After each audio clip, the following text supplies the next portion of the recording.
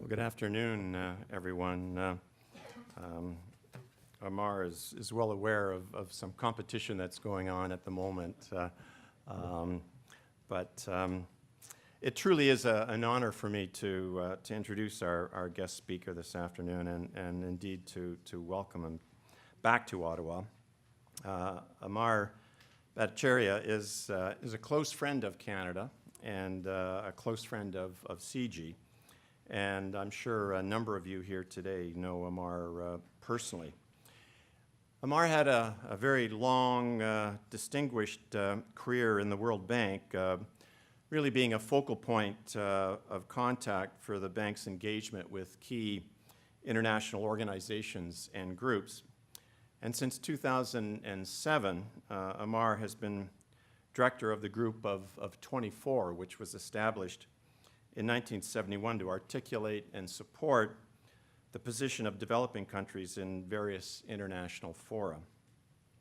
Now, his topic today, meeting the infrastructure challenge, the case for a new BRICS development bank, is just one example of the range of topical and important policy issues Amar provides G24 leadership on. And indeed, I think the infrastructure challenge is as important to advanced countries as it is to the BRICS or to advancing countries more generally. And certainly as I look at the challenges of our own country, infrastructure has to be part of that list.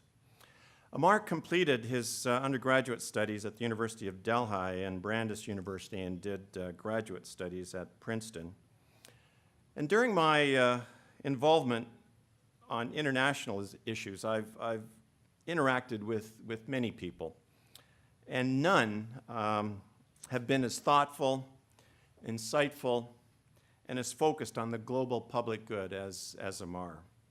He has an extraordinary capacity to think globally, to be penetrating in his analysis, to be objective in his assessments, and open to the need for new economic thinking to tackle and solve the challenges of today. And I look forward to Amar's remarks. In brief conversation with him before, he did say, although his topic is infrastructure in the Q&A session, he would be more than happy to broaden out, to address any questions that you might have with regard to the international landscape, whether it be on the developing side, international policy cooperation. Here's a man that has a tremendous depth and breadth of knowledge on many, many issues. So I think we're very fortunate to have Amar with us here today. I look forward to his remarks, and I also look forward to a lively exchange on a range of issues in the Q&A session. So please join me in welcoming Amar. Thank you. Thank you, Paul, for those extraordinary kind words. When you were describing all the things about me, I thought you were talking about Canada, because you could equally say that about Canada, insightful leader in the world stage. And I have really learned a lot through my numerous visits to Canada. So it is indeed a pleasure to be back. And I was asked to speak about the new development bank. And I'm going to set that in context. And indeed, this new development bank has drawn a lot of interest. One central reason why it has drawn a lot of interest is because of the emergence or the re-emergence of the BRICS, and what their worldview is and how that worldview will situate itself in a world of old powers. So in a way, the new development bank is not only about the development bank, it's very much also about the word BRICS and what does it mean in terms of their reemergence. And I should say, before I talk about the new development bank, that there are really two big initiatives that the BRICS countries have been working on. The first, and the one I will talk about, is the new development bank. But they have also been working on something that they called a contingent reserve arrangement. It's like in some sense like Chiang Mai or one of these regional financing arrangements intended to supplement the IMF and actually progress on this contingency reserve arrangement, which is about $100 billion and potentially to grow, is farther along than the BRICS Development Bank. So the BRICS are really moving quite aggressively forward with two big initiatives. So in talking about the BRICS Bank, maybe I can go back to the origins of the discussion. It started really in the year 2011, 2012, when India was in the chair of the BRICS, and Prime Minister Manmohan Singh had been pushing this idea about the creation of a new international development institution focused on infrastructure. And in March of 2012, the BRICS leaders' declaration called for an examination of the feasibility and the viability of a new development bank. A year later, in Durban, the leaders agreed that they had, based on the work that had been done, they felt that there was a reason and a rationale for establishing such a bank, and they took the decision to establish this bank. At the moment, they have set up a negotiating group of senior negotiators that are working on this bank. The current chair of the BRICS is South Africa, and the person charged with it is Minister Gordhan, the minister, very dynamic minister from South Africa, and the chief negotiator is somebody called Jabu Moleketi, who's the head of the Development Bank of South Africa, and they are leading a group within the BRICS now to discuss and to agree on the parameters. And I will come back to some of the issues of detail, but what I thought is I would paint really the bigger picture. And the bigger picture really has three parts to the story. The first part of the story is the one that Paul mentioned, which is why the focus on infrastructure, and particularly why the focus on infrastructure in the developing world at this point in time. The second part of the story is what are the deficiencies in the existing architecture, or why is it that we are calling for new mechanisms? And the third is what potential value and what potential contribution can a new institution such as this BRICS Bank make in terms of improving the architecture. So let me start with why the focus on infrastructure. It's very, very clear that you have today a huge deficit of infrastructure in the developing world. Now, the challenge of infrastructure is not something new. If you go back to the 19th century, to the history of this country, to the history of the United States, if you go to the history of Europe after World War II, if you look at the history of Japan in the interwar periods, you look at Korea and the newly industrial economies in the 60s and 70s, you find that the periods of acceleration of growth go hand in hand with the development of infrastructure. And as economists, we shouldn't be surprised, because development really requires the development of it requires structural change, the development of more complex industries, the requirements for network externalities, and infrastructure is key. If you look at Japan today, and you look at the cost structure in Japan, everything is costly with the exception of infrastructure. Japan's cost effectiveness today in a highly its ability to maintain the level of competitiveness is based on a degree of precision, logistics, and the highest quality infrastructure you can get. And that, by the way, is also the secret in Korea, and of course China has been emulating that very, very rapidly. So infrastructure, the first reason infrastructure is critical is because of its importance for growth. Now, how does that relate to the developing world? Everybody thinks about growth in the developing world as China-based, China-led. But the structural transformation we are seeing in the global economy extends way beyond China. If you look at the period before the financial crisis, you will find that of 150 odd developing countries, some 95 developing countries were growing more than 5% during that period. And if you look at the period after the crisis, you find that while the numbers are down, the vast majority of developing countries now are on a path of convergence. And that is extraordinary. I mean, you know, and by the way, what is particularly striking is at the forefront of that structural transformation is sub-Saharan Africa. And when you know, so it's not just a story of China. This growth transformation is now a story very broadly, and we should celebrate that. But it is not going to be sustained unless we address the huge requirements for infrastructure, and not only the quantity of infrastructure, but the quality of infrastructure. And it is not only national infrastructure, but it's also regional infrastructure. A second very, very important reason for pushing for infrastructure at this point in time is the imminent structural change that's taking place in the global economy. As I said, the US, Europe, parts of East Asia have seen massive transformation. But what is unique right now is the bulk of humanity is entering into a proposition of development. So the scale of change and the requirements that go with it are of an order different than what we had in the past. Let me just give an example of that. If you look at the next 30 years, there will be some 2 billion people added on this planet. All of them will be in the development world, and all of them will be, of the increment will be in urban centers. So if you think about the requirements, for example, for urban infrastructure, it's mind-boggling in terms of water, sanitation, roads, in terms of transportation, mass transformation, you name it.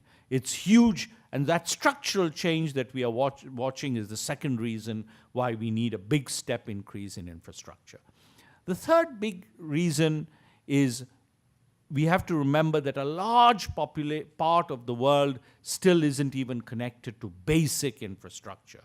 There are 1.5 billion people on this planet who don't have any electricity, some billion people who don't have safe water, 2.5 billion people don't have basic sanitation. So even before you think about, you know, augmenting infrastructure, you have to think about those who don't have it. So we talk a lot about the Millennium Development Goals, but without this progress on infrastructure, there is no way that we are going to make any progress on those Millennium Development Goals. So infrastructure, the third reason it's so central is because of inclusion. The fourth and very central reason right now is our planet. I often say to people, if we get our infrastructure right, we will save the planet. If we get it wrong, we will destroy the planet. Because, you know, in all of these discussions on climate adaptation and climate mitigation, the bulk of what you are talking about is the investments you are making now, and in some sense, the ability to withstand some of the effects of climate change. I mean, if you look at it, you know, the big areas where you are investing in energy and water, everything has a very, very climate related, both in climate proofing, but also in terms of climate mitigation. So that adds a huge additional dimension now to the challenge of infrastructure. And it is, of course, particularly true in the developing world, who are much, much more vulnerable to climate change. And I will come to that in a second. Now, we have done, together with the London School of Economics and the Green Growth Institute, fairly detailed analysis of what is the scale of likely demand for infrastructure. And the numbers that we have produced, which are also now quoted increasingly by others, suggest that infrastructure spending in the developing world has to increase from current levels of about 800 billion a year to about 2.4 trillion a year in the coming decades. Now, this is not something that is permanent, because infrastructure is a stock of investment. So you don't have to sort of invest forever, but it is the step jump that is very important to get infrastructure to a level where it can support growth and, of course, then to maintain it effectively. So this huge jump is what the challenge that we are facing, and this, how do we finance this step increase, is something that I'm going to put in perspective. Now, when you think about infrastructure spending, it's very important to point out that a lot of the spending is not efficient. When I was growing up in India, it was very common to build big dams with a lot of labor, especially women carrying these little, buckets on their head with concrete up and down the dam, and they would ply up and down for months. And the government said, this entails labor intensity and we are saving money.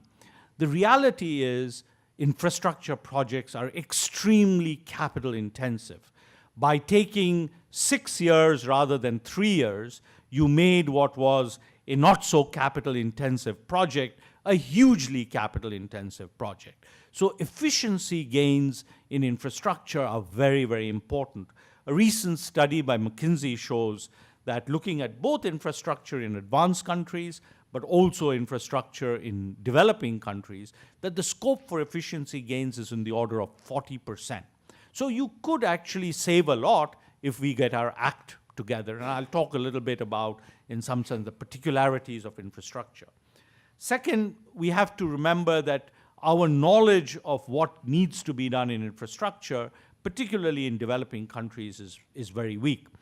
As you know, infrastructure is the last vestiges of planning because of contiguity, because of externalities. And you can't just say to the private sector, go and build a road. Somebody has to decide where to put the road. Somebody has to decide how that fits into an overall grid. The same thing with power, etc. So in some sense, that capacity for country-based planning is one of the big constraints, and the information that we have today remains extraordinarily weak. Third, we face, particularly in the African continent and in parts of Asia, also in the Middle East, huge problems of regional connectivity.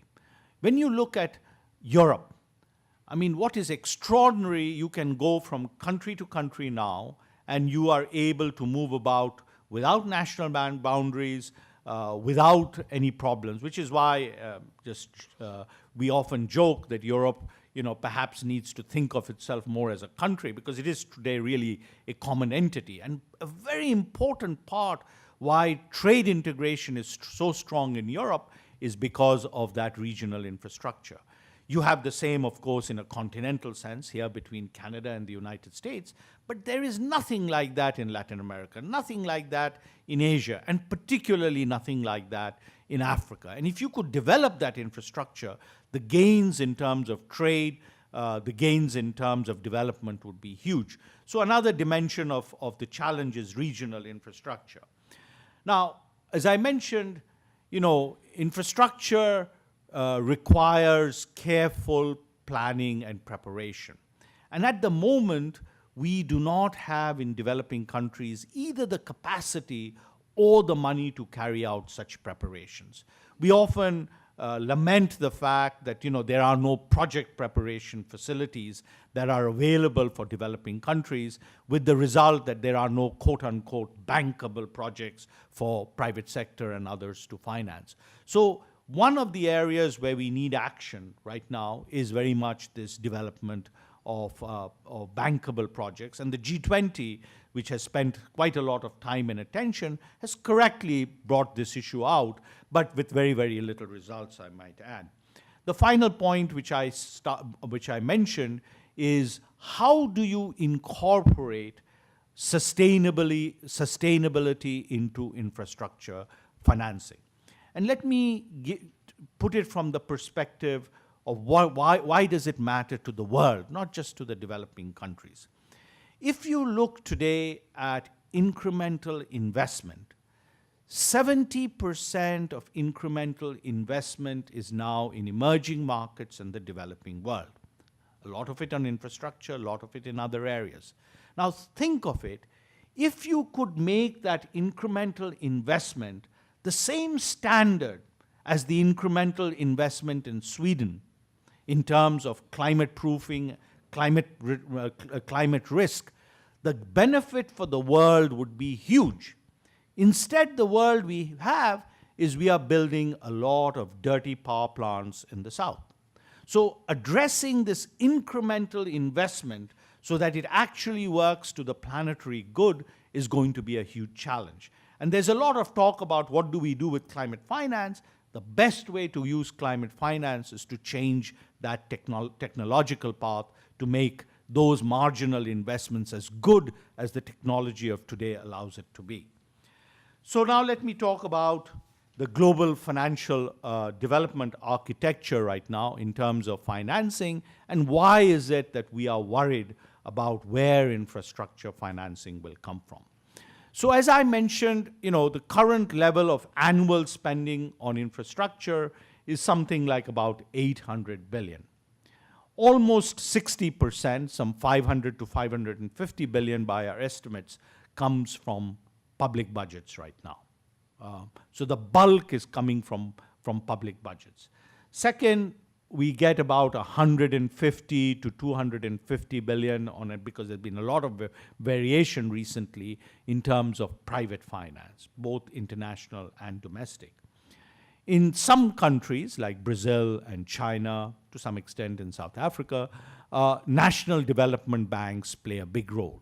And the amounts that national development banks provide in the order of about 70 to 80 billion. The official development assistance sector and the MDBs provide very limited amounts of financing, especially for what I would call greenfield projects. The traditional aid donors, including Canada, but especially the ones in Europe, have moved away from infrastructure in a big way. So today, in terms of official development assistance, less than 10% is really for infrastructure projects. Of course, the ODA is going for very good things like education, health, budgetary support, but there is very, very little financing coming. And the reason that's important is because finance is not so much the important thing, it's what you do with that finance that's important, and I will come back to that theme. So official development assistance doesn't do very much. The World Bank and the other multilateral development banks in the 80s and the 90s also moved away from infrastructure. They are coming back right now, but again, the bulk of the financing they provide is not for greenfield projects. It's for sector loans, for policy things, which are very important. But again, the coordination problems and the like often center on greenfield projects, and these institutions are doing very, very little. On net, the World Bank financing of new projects is maybe 3 billion.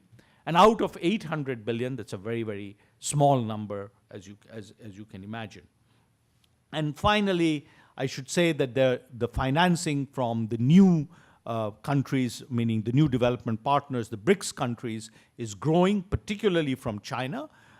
It's very, very infrastructure oriented, but it is still relatively small. It's about 20 to 30 billion a year when you take all of it into account. So if you look at this current financing structure and you say, I am going to have to increase total financing by about 1.4 trillion, the challenge of mobilizing that financing becomes really quite compelling. Let me start with public finance. Okay? As I said, the bulk of the financing for infrastructure right now is coming from public budgets of developing countries. But it doesn't make sense to finance the infrastructure for tomorrow's richer generation off the back of tax revenues from today's poor generation, A, because they can't afford it, and B, it isn't equitable. So the best way to do it is through debt, but as we all know, and as we know from the G20 Toronto Accord and everything, nobody today wants an increase in public sector debt. So you really have a big problem in terms of the conceptual elements that are entailed. Now, as it turns out, we emerging markets in developing countries do not have such high levels of debt except for a few countries. But the flavor of the day is don't take on debt. Moreover, in addition to this spending that I talked about, the growing stock of infrastructure requires operations and maintenance. So our estimates suggest that countries, developing countries and emerging markets will need to spend 1 to 1.5 trillion on operations and maintenance. So they will do well if they do the resource mobilizations for sound operations and maintenance, but to expect the budget to come up with this huge incremental sums of money in the context of relatively low per capita incomes. You have to remember, I mean, there's a lot of talk about India graduating from IDA, about countries in Africa taking off. The per capita income in India is just over, average per capita income in India is just over $2 per day. At that level, it's very, very difficult to put aside the kind of money to finance infrastructure. So I just flagging that public finance is very important, but no panacea. Second, private finance. What we have seen since the 2008 crisis has been a huge decline in private financing for infrastructure to developing countries. Why is that? The biggest reason has been deleveraging by European banks, but also the new Basel III regulations will have an impact on the appetite to take on infrastructure financing. So the banks really, if you look at it, their current financing is 1/3 what it was before the crisis. It doesn't mean it can't be turned around, but at the moment, the private sector financing is not there in terms of debt finance. The OECD has been focusing quite a lot on new sources of finance, particularly on pension funds, sovereign wealth funds. They often, the OECD points out that if you look at the 75 trillion of pension fund assets, virtually nothing is in infrastructure. It is a difficult task to get pension funds to invest in infrastructure in countries like Canada. It will be impossible to get them to invest in countries in the South. So I think it's great. It's something we should push. But again, I don't see it as a short-term panacea. Official development assistance. So official development assistance, the multilateral official development arms are IDA, the African Development Fund, and indeed they are doing a lot on infrastructure right now, and laudably so. But those of you who are familiar with IDA and with the African Development Fund will know that they are highly rationed windows. So their ability to really make a very big difference is limited. They can play a catalytic role, but it's quite limited. I think the capacity right now of bilateral agencies to do infrastructure is really about zero. And part of it is because they have lost the capacity to do infrastructure. These are areas where you need teams of people who can come in and do projects that are complicated. And, bilateral agencies don't have that capacity left anymore. Which takes me to the multilateral development banks. So the multilateral development banks still are the biggest game in town in terms of infrastructure. And the good news is they are all revamping their focus on infrastructure. In the case of the Inter-American Development Bank, for example, they are planning to spend 70 to 80% of their lending right now on infrastructure. In the case of the World Bank, they are both trying to think about their direct role and their catalytic role, and they are very much engaged in debates about how to step up their role. The Asian Development Bank has also stepped up its role. The African Development Bank, I will just mention, has started some initiatives. The only bank that really doesn't do very much infrastructure is the European Bank for Reconstruction and Development.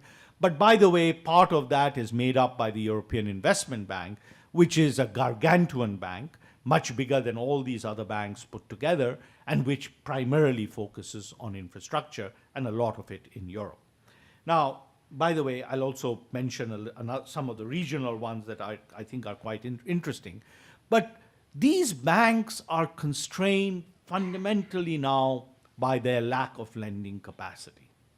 The World Bank, lending is now half the level of what it was before the crisis. And basically, if you ask the World Bank to increase its lending by 3 or 4 billion a year, they don't have the lending capacity. So the World Bank is stretched to the limit.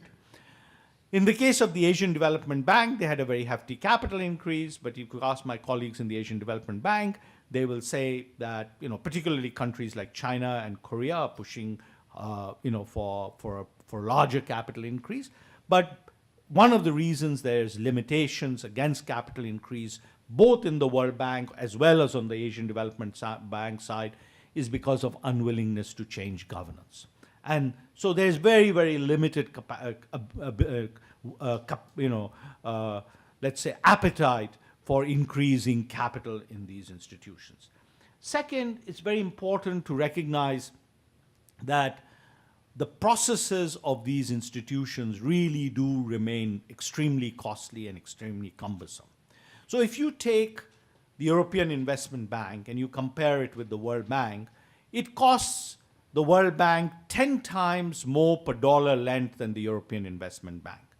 So for every dollar that the World Bank lends for infrastructure, it costs the World Bank 10 times more to lend it than it does the European Investment Bank. Now, part of it is the World Bank adds value, including in terms of the quality of the projects. But part of it is we have tied the World Bank in knots in terms of procedures that are cumbersome and extremely costly.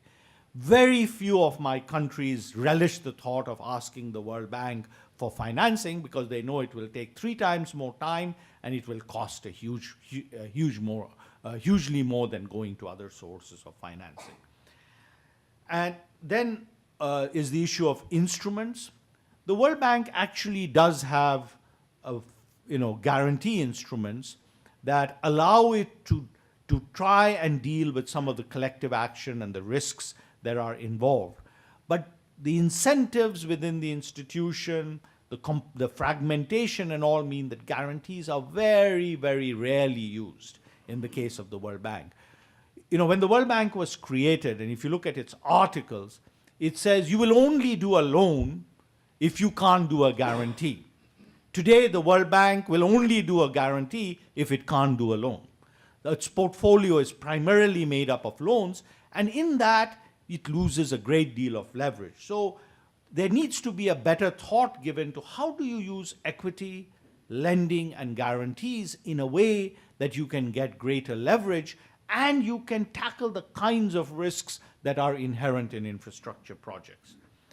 The World Bank does do a lot of policy and institutional strengthening, and that's a good thing about it. But the World Bank has become very stuck because of its inability to change its governance arrangements. The governance structure of the bank is still 19th century, not even 20th century. And it needs to adjust to a new world. And part of course, this focus of the BRICS Bank is partly a recognition that we are stuck in terms of governance reform. So where does that take us in terms of this new bank? So the discussions are underway, as I said, in terms of the new bank. A lot of the work that I've personally done, I've worked on it quite closely with Lord Nixon and Professor Joe Stiglitz. And we have been pushing a vision of this new institution that, in a way, is not what it is right now, but what it could be. And we've used in our lexicon 4 M's that this institution could aspire to. And we basically think of it as a more modern development bank that 60 years after the creation of Bretton Woods could set a new standard, as it were. And the 4 M's that we have talked about is it could be modern in its mandate. And by that we mean not just a focus on infrastructure, but a focus on sustainable infrastructure. We believe that it's extremely important, as I started by saying, that whatever infrastructure is built, be built for the planet, not just for producing something. And this institution can, in some sense, by having a partnership and with leadership from the developing world, focus right from the outset on the sustainable part. And if you look at the BRICS leader statement, you will see that they have acknowledged that as a very central objective in setting up this bank. The other aspect of modernity that we feel is very important is the way you do things. to do it in a more cost-effective way, to do it with instruments that are modern to the time, that are not just based on lending, but a smart use of guarantees. So in some sense, a smarter institution. The third use of the word M, we believe, is modern in terms of governance. We believe that it should not only be modern in terms of governance of shareholding, but modern in terms of corporate governance. And I think the institution could be structured in a way, and if you look, for example, at the European Investment Bank as an example, its governance structure, in my view, is much smarter, much more modern than that of the existing multilateral development banks. And then finally, it needs to think about multiplier effects. We are going to be in a world where there are going to be competing institutions. And we will not be able to have a coherent structure unless people begin to have also not only what you individually do, but what you do together collectively. Let me put all the new institutions that have come out of the woodwork, in part because of this sense of frustration, of the inability of the existing system to deliver. So in the context of the BRICS, there is the New Development Bank. In the context of Africa, there is the Africa 50/50 Fund that has been launched by the African Development Bank. In the context of Asia, there is the ASEAN Development Fund. And now in the context of the World Bank, and in response to the BRICS initiative, the World Bank has announced a global infrastructure facility, which is intended to be an off-balance sheet structure, partly to get out of the capital constraints and partly to be able to play this catalytic role. In closing, let me just say one very, very important aspect of the CRA or of this new development bank is the recycling of savings of the South. Increasingly, the wealth that we are creating is going to be created because of this growth phenomena that I mentioned in southern countries. What are we doing with those savings?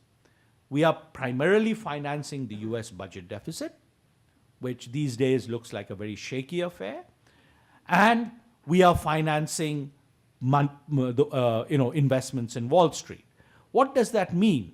Basically, us developing countries are exporting safe capital and we are importing risky capital that we use to finance our development. In a way, that's not so bad in a risk diversification sense, but as the only way to do business in this world, it doesn't make sense. Why should we not take our savings and recycle it for development purposes? That's what the World Bank did for Europe after World War II.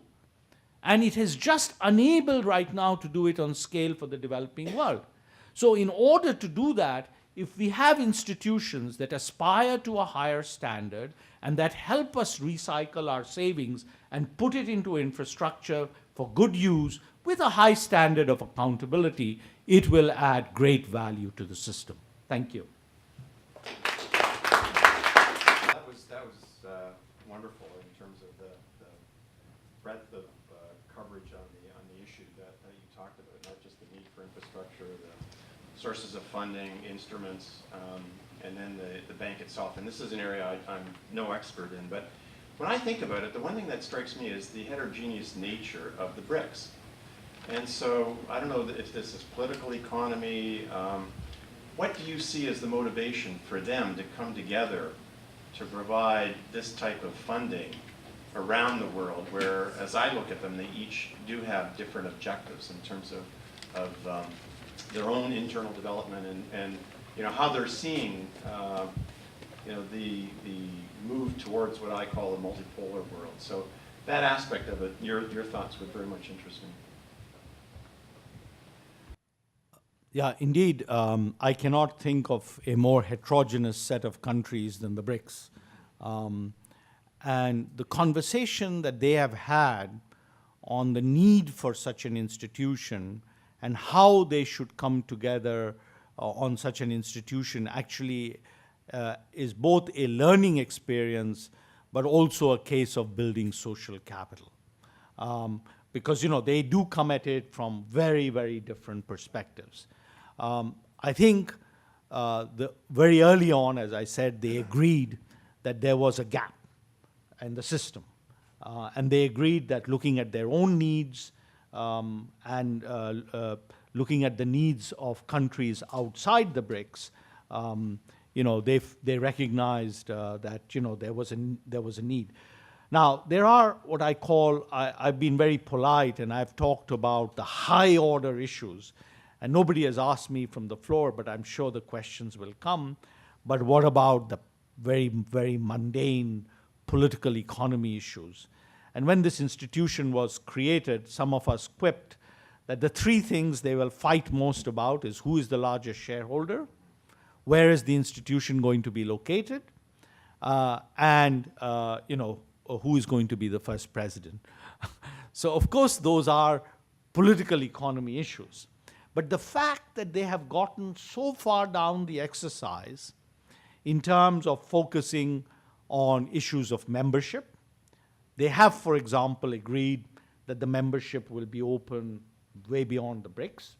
I think they are persuaded by some of us who have said, look, the needs actually are much greater from outside the BRICS than they are inside the BRICS in terms of net external financing needs. They have focused very much on issues of governance of this institution, how it should set up, what are the principles, etc. But ultimately, this whole exercise of engagement is what allows, in some sense, a mini multilateral forum to take place. Now, from my perspective, since I don't really narrowly represent the BRICS, I actually represent more countries that are not the BRICS. And so I argue very passionately with them that they have to engage with others. And the longer they wait, the greater will be the feeling, why am I not in the elevator on the ground floor? So in a way, this institution and all these initiatives, of course, there's a tension because they need to get some coherence, some consensus amongst themselves. And that's what the minister from South Africa explained to his colleagues last week. But at the same time, of course, there is a need to begin to engage with others. But what I will say is not just through this exercise, but through the CRA, through initiatives that are happening on many other small institutional things, there is the beginning of what I would call that important institution and social capital formation.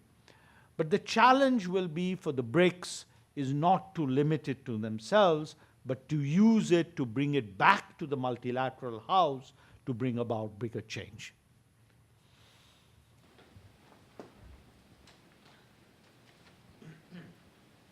My name is Andrew Cardoso. Thank you very much for your very interesting talk. A couple of questions. One is about BRICS. Where do you see it growing from here? Do you see that the number of countries may grow? Will there be other countries joining you of similar size in terms of economy? And do you see them having an effect on the existing multilateral banks such as the IMF and the World Bank? And my second question is about a bit off topic but related, I think, is the issue of migration.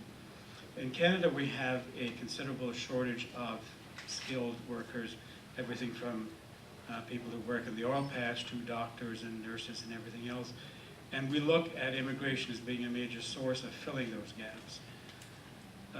This, of course, is brain drain from the countries that can least afford it. Is there a thought about that whole issue of the movement of people from developing countries, of educated and skilled, trained people from developing countries to developed countries, and how that is affecting the economies of those countries? So on the issue of is this just going to be limited to the BRICS or is it going to be broader? No, it's absolutely not going to be limited to the BRICS. The whole aim is to cater to needs. I didn't talk too much about the detail. I do have a presentation which I'll make available with all the numbers and everything else. But you will find that the largest needs actually in relative terms are in sub-Saharan Africa.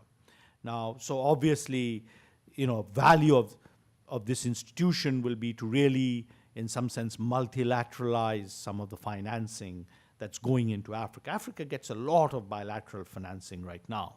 But I would argue that multilateral structures are better, more efficient, more accountable.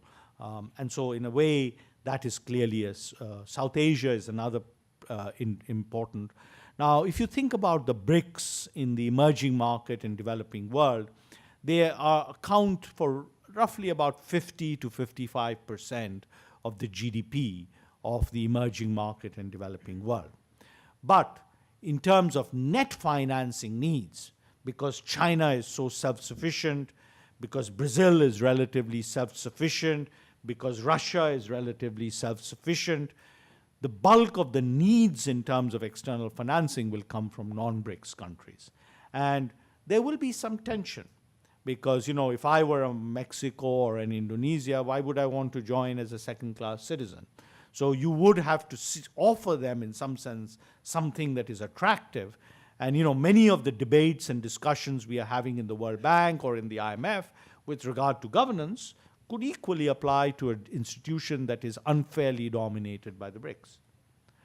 On your second question on migration, so yeah, our G24 communique basically stresses labor mobility and labor skills portability as key for the next wave of globalization. That does not mean immigration without restriction, but we need to find better international rules that allow us to use skilled labor and respect the rights and of those who are moving. Now, there are the main track for this is, of course, the Mod 4 discussions in the WTO, but we also believe the G20 needs to put more emphasis on the issues of migration going forward.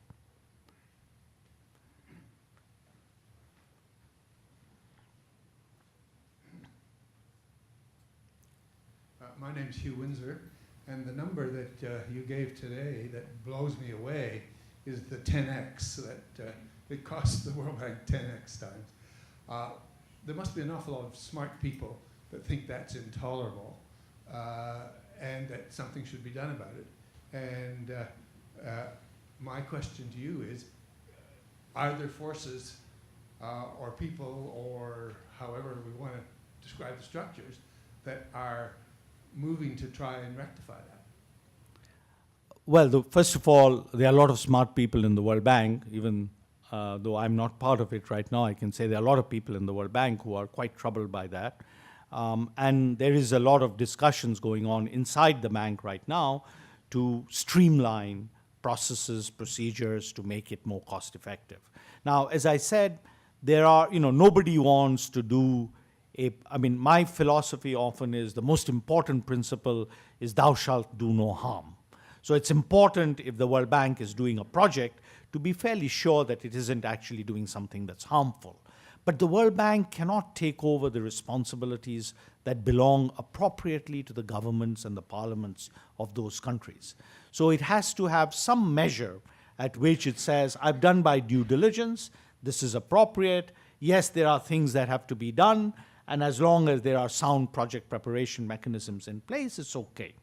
And finding also structures of repeat projects and repeat arrangements helps a lot. The World Bank recently approved something called a performance for results-based lending, which basically says, let's try something that works, and once it works, let's repeat it on scale, and let's reduce the amount of processes and cumbersome procedures that are associated with it. Interestingly, the one government we had a problem with was the United States because they didn't like the procurement rules associated with it. Why they would object to procurement rules for small projects, I don't know, but that was their objection. And in the end, the kind of restrictions we got on it, in my view, render it still too cumbersome. So it's a struggle. And in the end, people with good common sense have to come around and say, look, this institution is doing it. It's not doing disastrous projects. Maybe we should be comparing.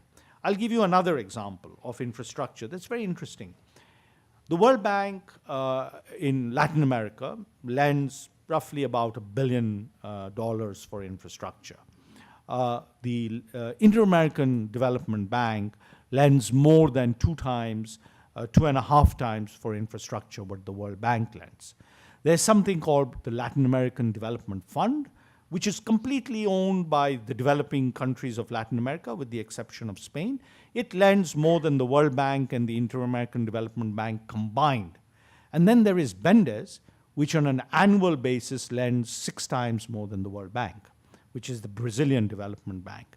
So, now, I think not all of BENDES's lending operations would meet World Bank standards, but at the same time, it operates on a scale that really is quite impressive.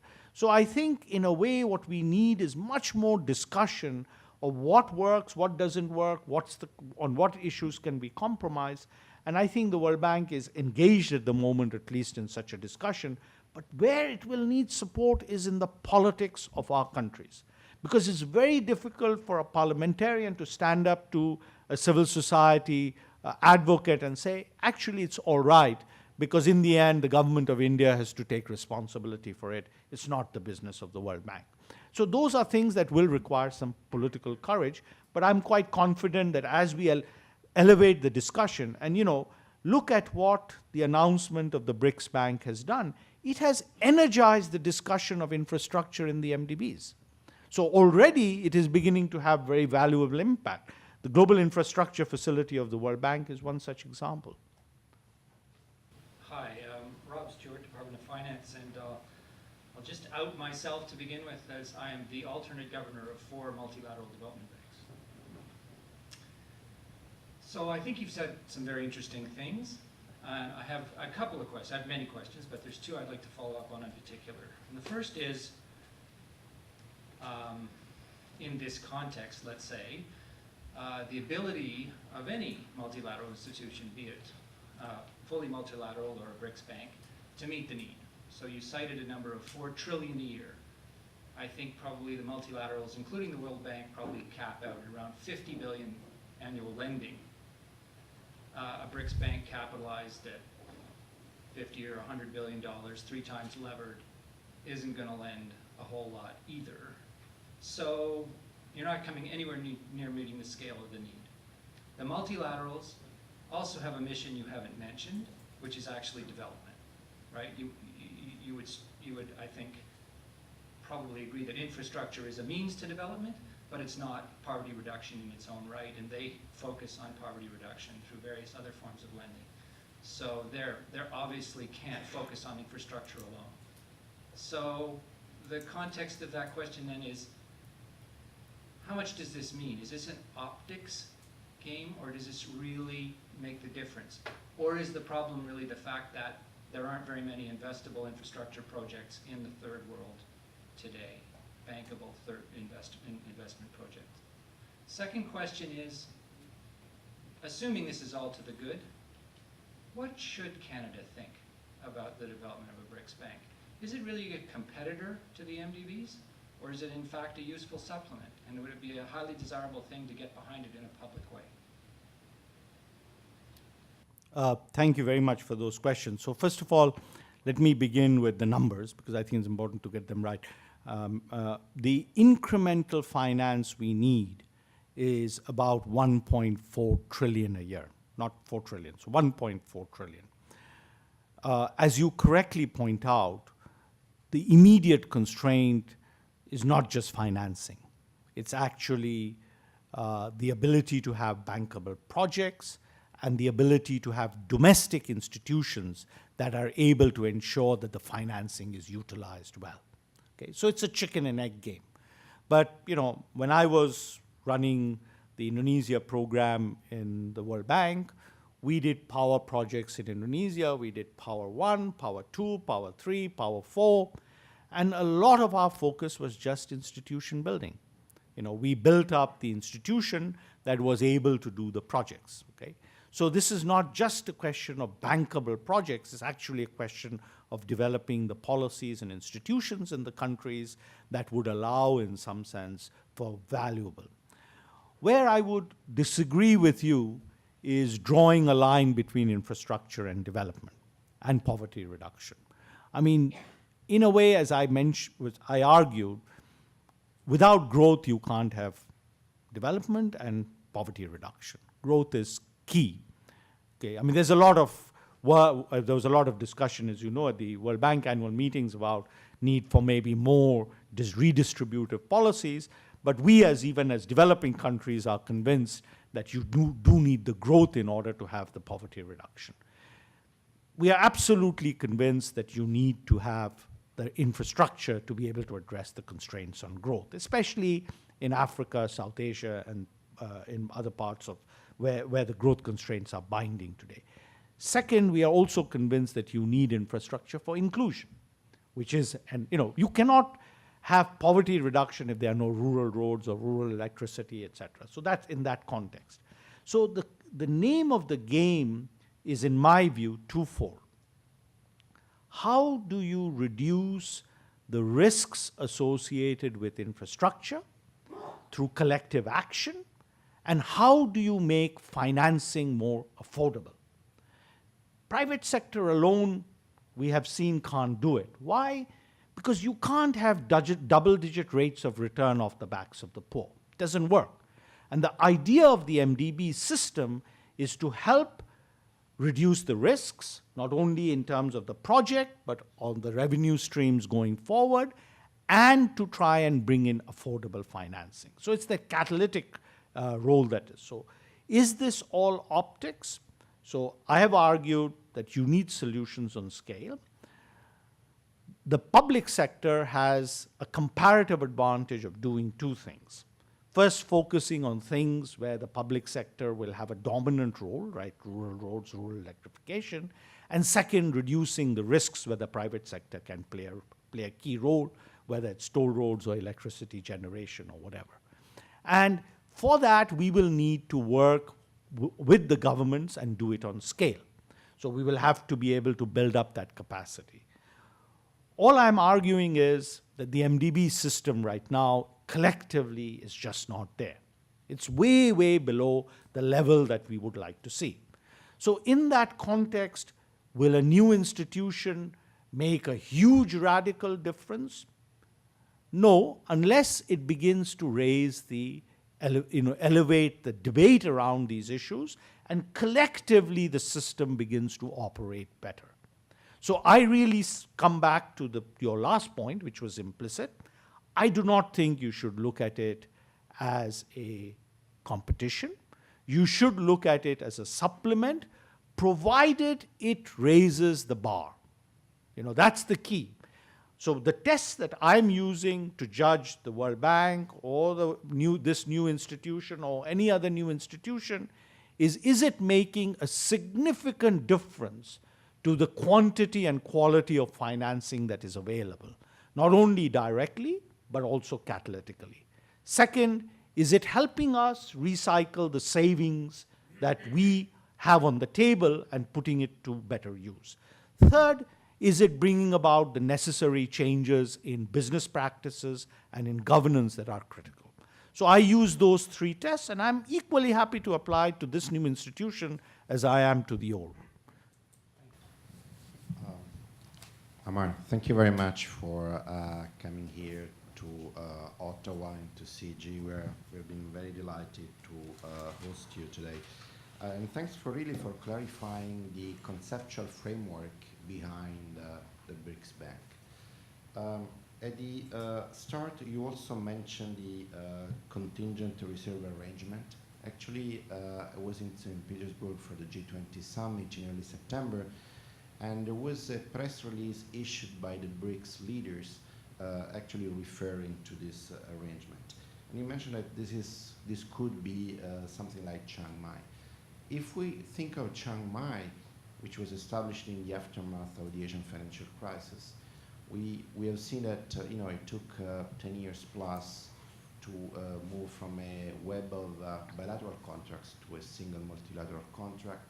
It took 10 plus years to establish an independent surveillance unit in Singapore, AMRO, and its capacity still needs to be built up. But most important of all, Chiang Mai has never been activated, as you know.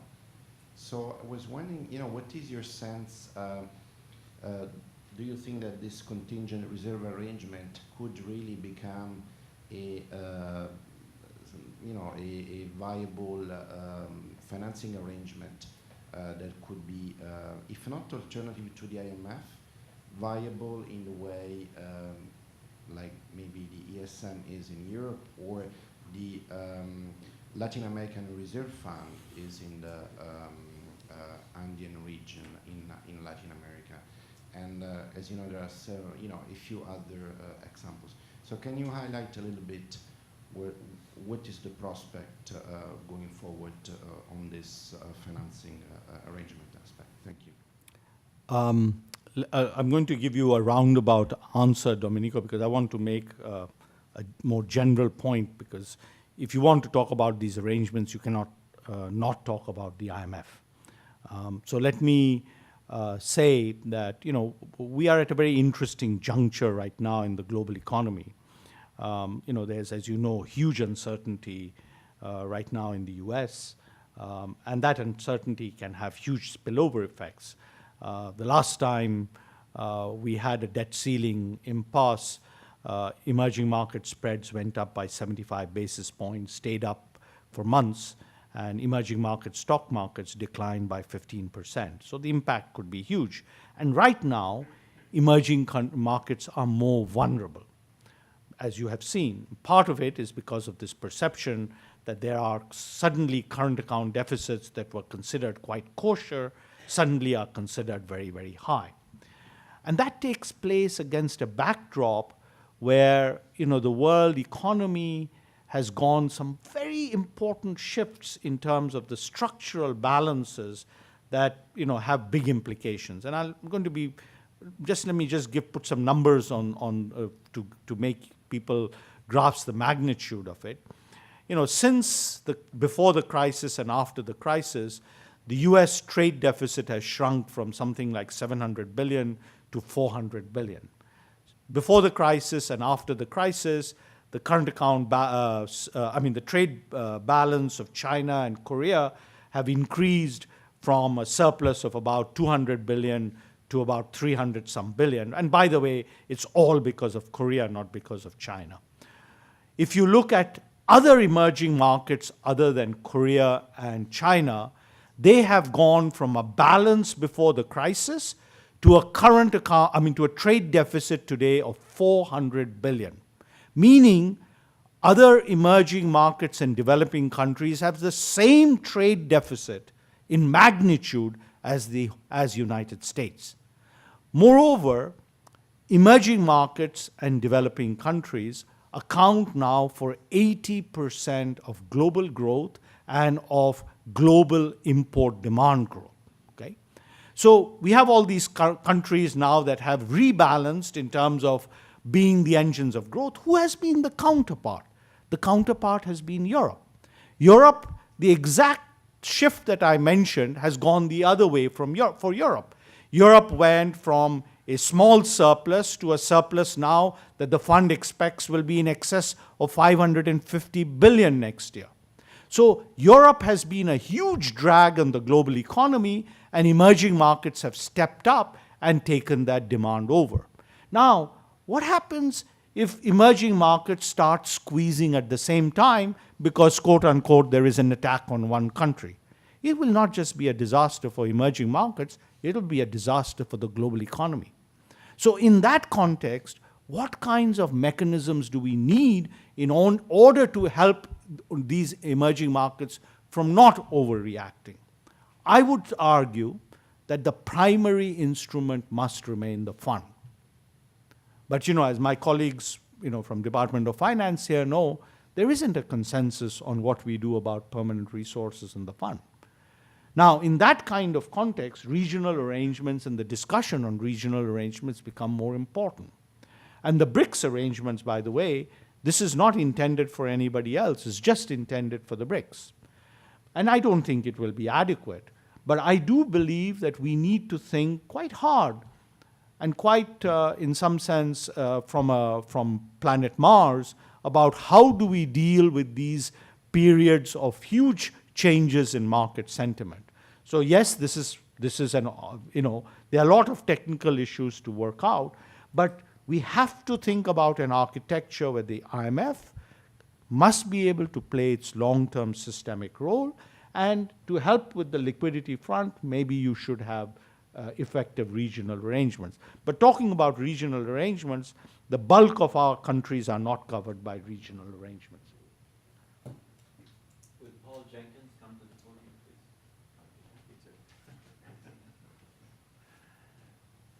Okay, well, I will be very brief in thanking Amar for what really was a very penetrating and thoughtful discussion, and I thank the audience as well for the questions and again, Amar's response to all of those in such a thoughtful, penetrating way. But, you know, every time I'm in Amar's presence, and that's been many times over many years around tables, the thing that strikes me in addition to his quality of analysis and his objective perspective on things is just his dedication to the importance of the multilateral system and the need to continue to work to improve that, the importance of being able to deliver these global public goods, and the need to do that in a collective way. And I think we are all better off for having a voice like